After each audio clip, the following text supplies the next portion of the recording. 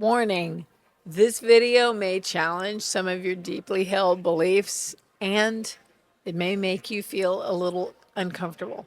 But if you'll stick with me, you're going to be glad you watched it. Listen, a lot of Christians don't like to talk about getting paid. They don't like to talk about making money.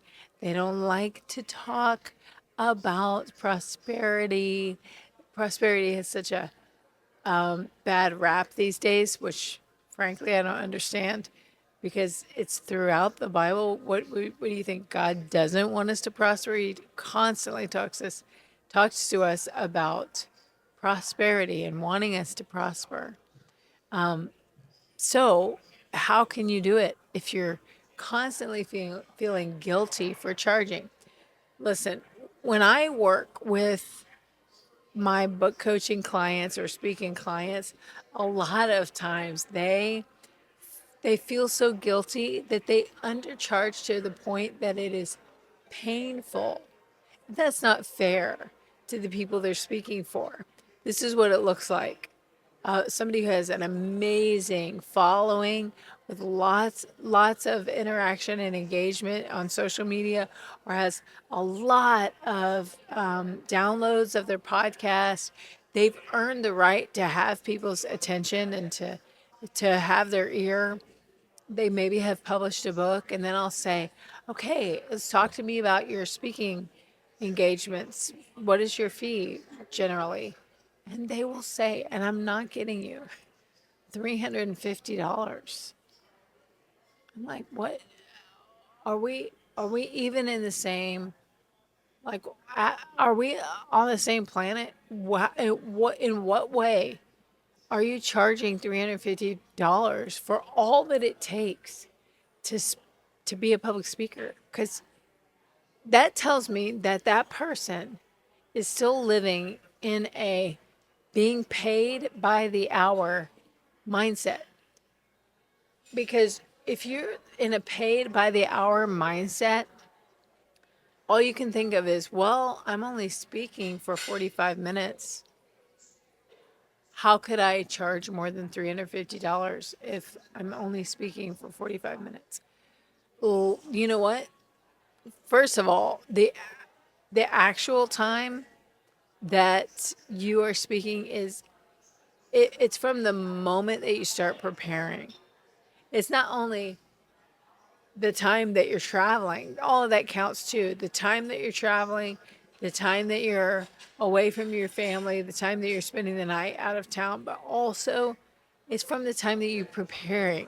Because weeks in advance, sometimes months in advance, you're preparing a presentation that will really wow your audience. And you're going to value that at $350. And I don't know why that's the number. That's the default number. So if you're watching this and you are charging $350 for your speeches, I love you, but I'm going to shake things up. So keep watching. It's about all of that, how you prepared, how you traveled, but you actually need to also be paid for your wisdom and experience. If you charge by the hour, from the time you were a child, that that's the value of your speech. Charge by the hour from the time you were a coherent child who could actually talk because you were starting to experience things worth communicating about. All of that is part of the time that's being represented in your speech. So stop thinking about it as 1 hour. You experienced a lot of life, and people are paying you to hear it. They're paying you to save them from having to go through whatever you went through. So that's number one, is thinking in terms of your wisdom and experience. You know, the Bible says, and I didn't look that up before I collected these notes, but you can look it up yourself. It says that wisdom is worth more than rubies. It's in Proverbs. And it says, though it costs all you have, get wisdom. Listen, if you have wisdom, you need to charge for it because it's worth more than rubies. You're not gonna say, "Oh, my wisdom is worth $350." Please. So, can I help you? There's 3 steps to help you shift the way you approach making money as an author and speaker. I call it the pricing pyramid. The pricing pyramid. So think about a pyramid that's got 3 tiers. At the bottom is the biggest tier. That's the widest part of the pyramid. This is step number 1. Just raise your prices. Just say a different number. When somebody asks you to speak, just say a different number than you have been saying.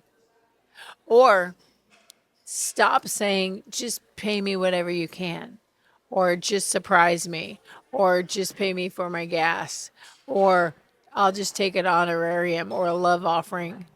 And you're going to be surprised by that. You can say, this is my speaking fee. Say a different number. Can I can I tell you something? Listen, you need to know this story. One time, I wasn't talking to you. He thought I was talking to you.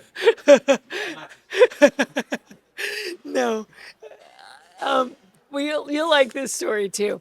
One time, an organization asked me to come and speak for an extended presentation of 12 weeks. I was going to be coming every week for 12 weeks. And I knew, you know what? I think I'll save this story. I'm going to save the story. I just sense that I should probably save the story, but I'm going to give you the highlight reel. The highlight reel is they originally said, in order to do these 12 weeks of engagement, we'll pay you $1,500. Well, that's not bad. Absolutely not bad. But it wasn't what I hoped for. And so, in that conversation, the person said, "Are you okay?" I had never negotiated before in my life, and the person said, "Are you okay with that amount?" I said, "Well," that's all I said. And it wasn't even an unhappy or dissatisfied well. What it really was with a tone of, I don't know what to say next. So I went, well. Anyway, he said, "Oh, I've insulted you. We'll pay you $12,000. What? They jumped from 1,500 to 12,000. So here's what I want you to take away from that. You're probably thinking, nobody has money. They can't pay for it. They probably can. But you're taking the first offer. You're taking the first thing they suggest, and you're not even leaving space with a, well, if you left space, I wonder what would happen. If you just set a different number, you can raise your prices. So that's the biggest way to make money as an author, is just to go ahead and raise them. You're going to make the most income that way. If you don't feel comfortable raising your prices, let me take you up to the next tier. You'll make a little less. It's the next tier up the pyramid. It's the middle of the pyramid. You make a little less than you would if you just flat out raised your prices. However, it's still helpful to you. Raise your prices is first. Then we have roll in a book. Roll in a book. So what this means is, a lot of times you will please the asking organization by suggesting, hey, I can also come and speak and bring signed copies of my book for everyone in the audience. And then they're so delighted. You mean our audience gets a free book? Yes, because you're rolling in a book to your speaking prices. I bet you that's a good stepping stone if you can't raise your prices right now because it just feels so awkward. roll in a book, and then you'll feel like, oh, I'm giving them something tangible. I'm giving every audience member a gift. But you need to know how big the audience is before you make this deal, because you're going to be paying for the books. So you need to know, how many will I be bringing, and is it worth it to make this deal? But I have had clients that the first time that they interacted, multiple clients went through this. Multiple clients went through this. The first time they interacted with a asking organization, they gave their price, their freshly raised price, and the organization said, "No, that's out of our budget. I'm sorry." And then I taught them to offer a counter a counter offer and say, "Oh, well, if that's out of your budget, maybe you would like the opportunity to have me bring a book for every." So, in other words, you're almost not acknowledging the no. You're almost not even acknowledging it. Oh, okay. Well, maybe you would like not only that I would speak, you just assume they still want you to speak. Maybe you'd like not only that I would speak, but also that every guest would get a signed copy of a book. And multiple times I have had clients, and this has definitely happened for myself as well, that the asking organization goes, "Oh, yeah, that sounds awesome. How much would that be?" Well, you would have raised that even higher than your first offer, because now you're paying for all the books that you're bringing. There's a tangible cost. So, in other words, the original price that you raised actually isn't changing. You're just raising it on top of that, the fee of the books. And when you give them that second price, it's actually higher than the first price. They'll say, "Yes, this is not a trick. This is just psychology." They feel like they're getting even more value. You're tipping the value point for them. They're still getting you, which is what they always wanted, and they're also getting your book and a gift for every guest. Sometimes the asking organization will think differently about that, because they have the speaker budget and then they have the decor and gift budget. And if you're bringing a book, they'll add those two together and suddenly they have a bigger budget. And they're like, "Oh, that would be great." And multiple times I've had people, I got a even higher price than the first one that they said no to, because I rolled in a book. This is why I help Christians build their businesses with books. Because if you have a book, you have a negotiation tool.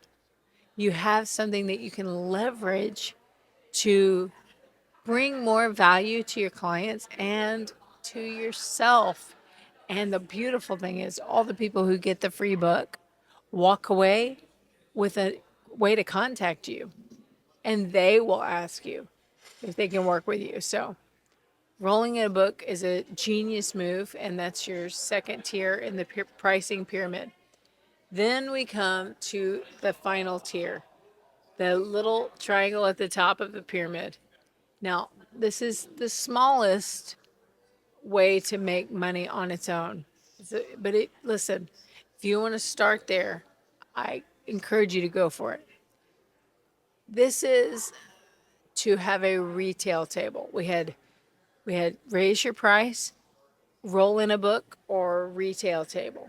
So a retail table is your book at the back. Your table where you've got all your books laid out and you're selling them after you speak. You can even sell other things, some merchandise or a course that people have a QR code and they can buy it online from the QR code, or they can even like pay for it right there at the table and you give them a coupon to redeem online. I don't know how you want to do it, but a retail table is the secret weapon for you. It's not a secret weapon for the audience. They're expecting a retail table. But it's a secret weapon for you if you don't have the courage to raise your prices or roll in a book. And this is a very helpful way to approach it so that you can still do some events for free. I like to give myself the option to do pro bono work, especially if the Holy Spirit tells me to. So I'm not telling you that you have to charge every time you speak, because sometimes the Holy Spirit will say, hey, I want, maybe he'll say, I want you to do all of this type of event. I want you to do that pro bono. Or maybe it's a case by case basis. And you just want to do one off free experiences from time to time. And if that's the case, great. That is great. You keep doing it and then sell your book afterwards. That way you still get paid. You speak for free, but you still get paid. It saved me many a time when somebody was not willing to pay or could not pay, and I still wanted to speak for them. I knew I could sell my book. So if this was helpful, if just finding out these 3 ways to make money as an author and a speaker, if that is helpful to you, then I really believe you're going to get a lot of value by joining the skill set. That's my weekly mentoring, so that I can send you tips and instructions and encouragement to develop as an author and speaker. It's free, and the link is in the description below. The scripture I'd like to point you to that I think will surprise you, because every time I bring this up, people are like, that's in the Bible? What? And it's 2 different scriptures. The first one is 1 Corinthians 9:11. And it says, if we have sowed a spiritual seed among you, do we not have the right to reap a material harvest from you? I'm going to have to say that again.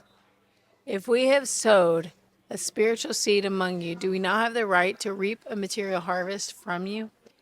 You notice spiritual material, spiritual material, spiritual material.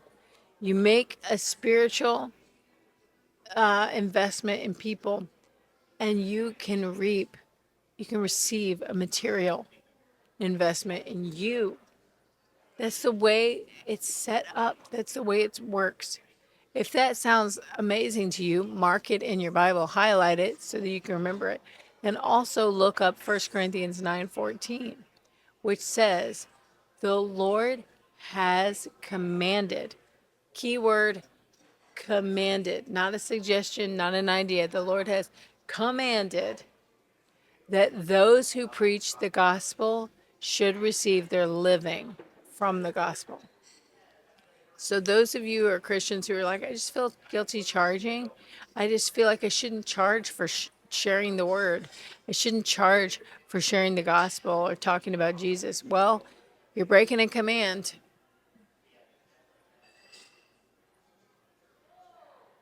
Sit with it. You're breaking a command. It says that the Lord commands that those who preach the gospel should receive their living from the gospel. Everyone deserves to have a living wage, a living, to be able to live by the work of their hands. Go read 1 Corinthians 9:14. Come back when you do. All right. Now, here is the last word.